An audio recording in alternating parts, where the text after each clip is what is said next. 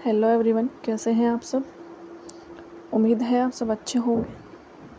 तो आज हम जो है भील जनजाति के जो लोक नृत्य हैं उनके बारे में डिस्कस करेंगे। देखो, भील जनजाति जो है मुख्यतः कहाँ पर निवास करती है, मेवाड़ और जो वागड़ क्षेत्र है, कहाँ पर निवास करती है, मेवाड़ और वागड़ क्षेत्र में निवास करती है मूल रूप से। ठीक है, तो हम भील जनजाति के जो लोक नृत्य हैं उनके बारे में जानते हैं। तो देखो, सबसे पहले जो भील जनजाति के जो नृत्य हैं, ठीक है, वो भी मुख्यतः है भील जनजाति के द्वारा ही किए जाते हैं। ठीक है, जो भील जनजाति के नृत्य हैं उनके बारे में हम बात करें तो इनका जो पहला नृत्य है, मुख्य मोस्ट इम्पोर्टेंट जो नृत्य है वो कौन सा है, गौरी नृत्य है। कौन सा है, गौरी नृत्य है। गौरी नृत्य जो है, इस नृत्य के बारे में हम जानेंगे कि ये नृत्य जो भगवान शिव और पार्वती हैं, भगवान शिव और पार्वती माता के विवाह से जुड़ा हुआ है। किससे, भगवान शिव और जो पार्वती माता है इनके विवाह से जुड़ा हुआ है। ठीक है, पहला पॉइंट क्लियर। तो किससे, शिव पार्वती के विवाह से ये जुड़ा हुआ है। ये जो नृत्य है ये मुख्यतः मानसून के मौसम में, किसमें, मानसून के मौसम में, एक मिनट, मुख्यतः मानसून के मौसम में, ठीक है, किया जाता है। मानसून के मौसम में बात करें तो अगस्त और सितंबर।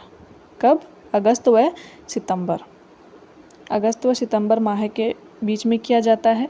और ये नृत्य हैं लगभग 40 दिन, लगभग नहीं सॉरी, यह जो नृत्य हैं 40 दिन तक चलता है, यानी कि 40 दिन तक चलता है। ठीक है, तो इस नृत्य के बारे में मेन बातें हो गई। गौरी लोक नृत्य हैं, ये शिव पार्वती की विवाह से संबंधित है।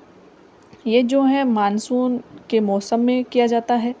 फिर है ये जो मानसून मौसम, अगर महीना पूछ ले, माह पूछ ले, तो वो होता है अगस्त व सितंबर माह में के दौरान ये किया जाता है। ठीक है, और अगर दिन की बात करें तो ये 40 दिनों तक चलता है। ठीक है, चलिए आगे हम देखते हैं इस नृत्य के बारे में क्या है। इसे राई नृत्य व मेरू नृत्य के नाम से भी जाना जाता है। राई नृत्य और मेरू नृत्य के नाम से भी जाना जाता है। ठीक है, राई नृत्य इसलिए कि इसमें जो मुख्य रूप से राई बुढ़िया के रूप में जो है भगवान शंकर और पार्वती को प्रस्तुत किया जाता है। ठीक है, तो अतः इसे राई नृत्य और मेरू नृत्य के नाम से जाना जाता है।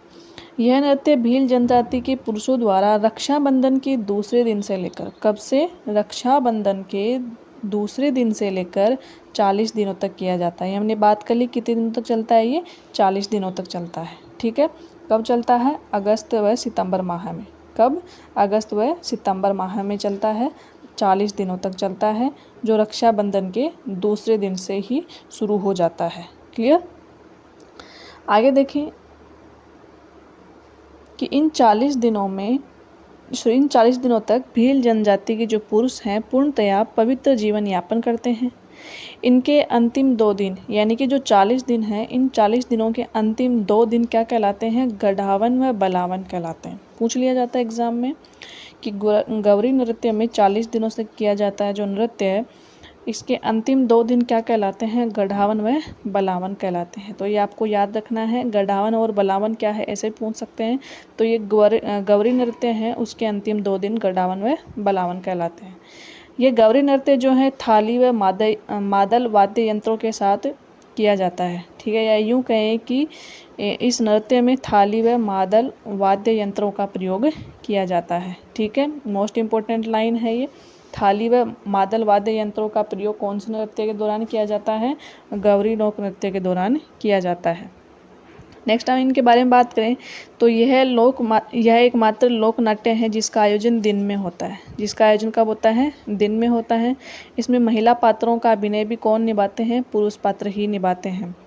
यह शिव व भस्मासुर की कथा पर आधारित लोक नृत्य है। किस पर, शिव व भस्मासुर की कथा पर आधारित लोक नृत्य है। फिर है इस लोक नृत्य के जो पात्र हैं, उन पात्रों की हम बात करें तो उनके पात्रों को क्या क्या कहा जाता है। ठीक है, तो इनके जो पात्र हैं, एक पहला है पुरिया। पुरिया किसको कहते हैं, शिव व भस्मासुर के प्रतीक होते हैं। किसके, शिव व भस्मासुर के प्रतीक होते हैं पुरिया। दूसरा है राई। राई किसका प्रतीक है, माता पार्वती का प्रतीक होता है। फिर है कूटकुड़िया, कूटकुड़िया किसका सूत्रधार कहलाते हैं। झामतिया, झामतिया क्या है जो बीच बीच में कविता बोलते हैं वो झामतिया कहलाते हैं। खड़गिया, खड़गिया क्या बनता है जोकर बनता है। तो ये जो पात्र हैं ये गौरी लोक नृत्य के मुख्य 5 पात्र होते हैं। पूछ लिया जाए, पुरिया जो है किसका भगवान शिव और भस्मासुर का प्रतीक होता है। राई किसका माता पार्वती का प्रतीक होता है। कूटकुड़िया जो सूत्र आधार होते हैं। झामतिया जो बीच बीच में कविता बोलते हैं। खड़गिया जो है वो क्या बनता है इसमें जोकर बनता है। क्लियर। चलिए नेक्स्ट हम बात करें भील जनजाति का दूसरा नृत्य है वो कौन सा है युद्ध नृत्य। दूसरा नृत्य कौन सा है युद्ध नृत्य है। ठीक है, युद्ध नृत्य के बारे में हम बात करें तो यह नृत्य जो है भील जनजाति के पुरुषों के द्वारा किया जाता है। किसके द्वारा पुरुषों के द्वारा किया जाता है। इसमें युद्ध कला का सवांग रचा जाता है, यानी कि जैसे युद्ध किया जाता है उसकी पूरी तैयारियां होती हैं उसे सवांग रचा जाता है। ठीक है, फिर है कि राजस्थान सरकार ने इस नृत्य पर क्या लगा दी है रोक लगा रखी है। कौन से नृत्य पे युद्ध नृत्य पे। अगला तीसरा है गेर नृत्य। जो गेर नृत्य है यह नृत्य भील जनजाति के पुरुषों द्वारा होली के अवसर पर किया जाता है। गौरी तो कब किया जाता है गौरी अगस्त सितंबर में मानसून महीने में रक्षाबंधन के दूसरे दिन से किया जाता है। जबकि गेर कब किया जाता है गेर होली के अवसर पर किया जाता है। गेर खेलने वाले को गेरिया कहा जाता है। गेर खेलने वालों को क्या कहा जाता है गेरिया कहा जाता है। गेरिये के हाथ में जो डंडा होता है गेरिये के हाथ में जो डंडा होता है उसे खांडा कहते हैं। उसे क्या कहते हैं खांडा कहते हैं। यह गोंदी वृक्ष की टहनी का बना हुआ होता है। खांडा किसका बना हुआ होता है गोंदी वृक्ष की टहनी का बना हुआ होता है। फिर है गेर में महिलाएं भाग नहीं लेती।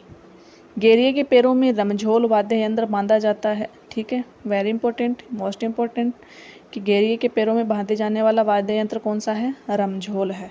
और गेर खेलने वालों को क्या कहा जाता है गेरिये कहा जाता है। क्या कहा जाता है गेरिये। क्लियर। नेक्स्ट अगर हम बात करें भील जनजाति का अगला नृत्य है नेजा नृत्य। नेजा नृत्य जो है यह नृत्य होली के तीसरे दिन भील जनजाति की स्त्री व पुरुषों दोनों द्वारा किया जाता है। ठीक है, पूछ लिया जाता है कि भील जनजाति का ऐसा कौन सा नृत्य है जो स्त्री व पुरुषों दोनों के द्वारा किया जाता है तो वो कौन सा है नेजा नृत्य है। क्लियर। आगे बात करें हम घूमरा नृत्य की। घूमर नहीं है ये घूमरा है।